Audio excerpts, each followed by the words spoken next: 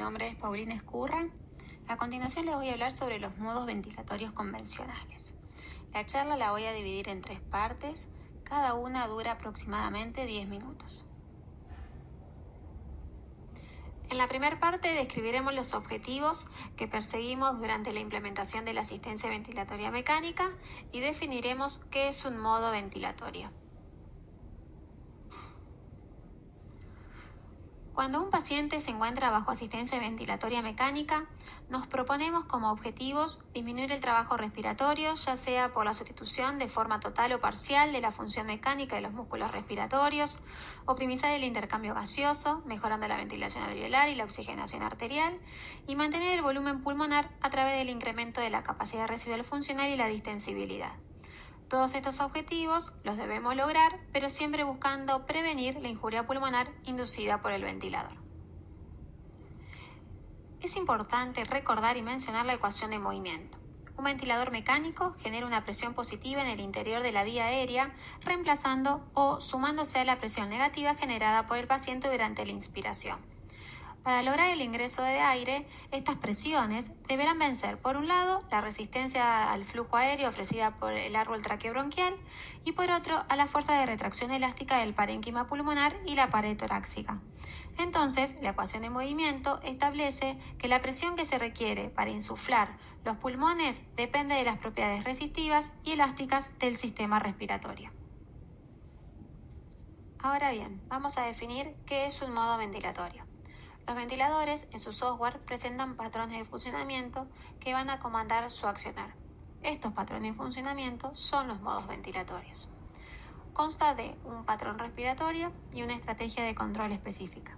El patrón respiratorio se constituye por una secuencia de respiración y una variable de control, y la estrategia de control por las variables de fase. A continuación describiremos cada una de ellas. Comenzamos con la secuencia de la respiración.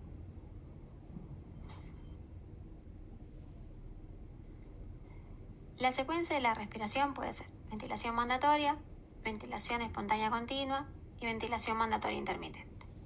En la ventilación mandatoria, la duración de la inspiración está determinada por el ventilador.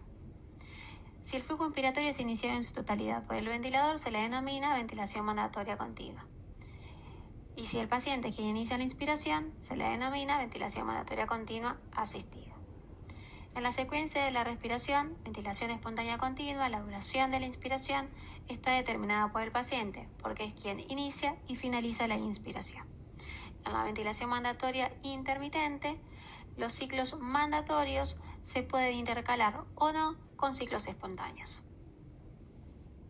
De esta manera ya describimos los tipos de secuencia de respiración. Bien, ahora hablaremos de la variable de control.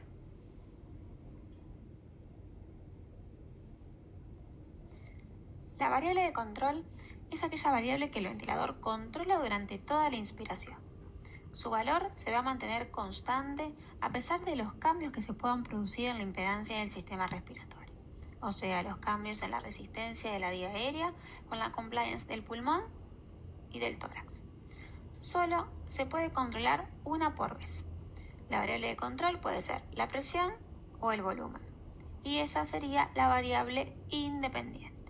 O sea, por ejemplo, si la variable independiente es la presión, o sea que su valor no se va a modificar por los cambios en la impedancia del sistema respiratorio, la variable dependiente va a ser el volumen, o sea que su valor sí va a poder ser modificado por los cambios en la impedancia del sistema respiratorio. Entonces, de la combinación de la secuencia de la respiración y de la variable de control es que obtenemos los distintos patrones respiratorios, como ser la ventilación mandatoria continua, volumen control, o ventilación mandatoria continua asistida, volumen control, ventilación mandatoria continua, presión control, o ventilación mandatoria continua asistida, presión control, ventilación espontánea continua, presión control, y ventilación mandatoria intermitente, volumen control, y ventilación mandatoria intermitente, presión control.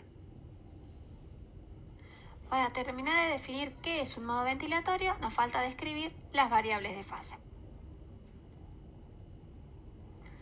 Las variables de fase Son aquellas señales físicas que el ventilador mide y utiliza para determinar las distintas partes del ciclo ventilatorio. Son 4. Variable de disparo o inicio, variable de límite, variable de ciclado y variable de base.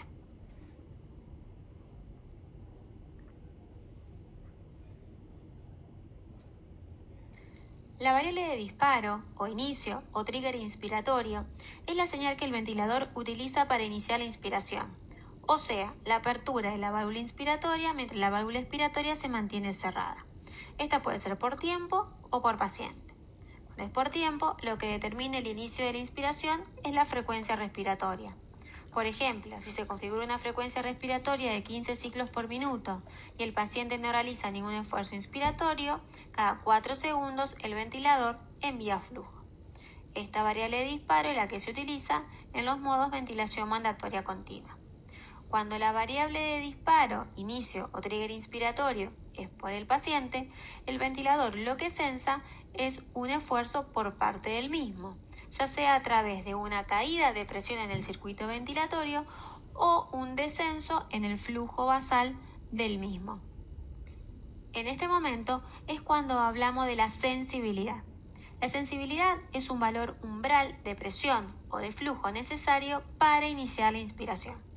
La configuración de esta debe ser lo más sensible posible para evitar un excesivo trabajo respiratorio por parte del paciente, pero que no genere autodisparo, o sea, que el ventilador no envíe flujo si no hay un esfuerzo inspiratorio del paciente.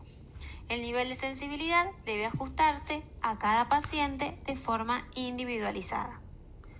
Cuando la variable de disparo es por presión, esta se suele establecer en menos 0,5 centímetros de agua y cuando es por flujo en 2 a 3 litros por minuto.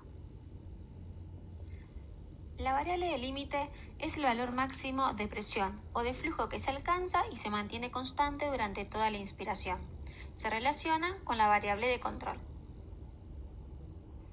La tercera variable es la variable de ciclado, que es la que va a determinar el fin de la inspiración y el inicio de la fase expiratoria. En este momento se cierra la válvula inspiratoria y se abre la válvula expiratoria, favoreciendo el vaciado del sistema respiratorio. La variable de base es el parámetro que se mantiene constante durante toda la expiración, o sea, la presión. El nivel de presión a partir del cual un ventilador inicia la inspiración se denomina presión expiratoria o basal y su valor puede ser 0, o sea, presión atmosférica, o tener un valor positivo, que es lo que denominamos presión positiva al final de la expiración o PIP.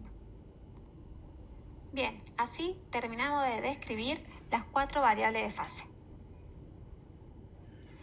En base a lo que estuvimos viendo hasta ahora, contamos con los siguientes modos ventilatorios convencionales: ventilación mandatoria continua o ventilación mandatoria continua asistida volumen control, ventilación mandatoria continua o ventilación mandatoria continua asistida presión control y ventilación espontánea continua presión control.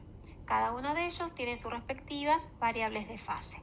En las próximas charlas describiremos cada uno de estos modos ventilatorios convencionales. Bien, ahora que terminaste de escuchar esta primer parte de la charla de modos ventilatorios convencionales, ¿podrías definir qué es un modo ventilatorio? Bueno, muchas gracias y damos fin a esta primer parte de la charla de modos ventilatorios convencionales.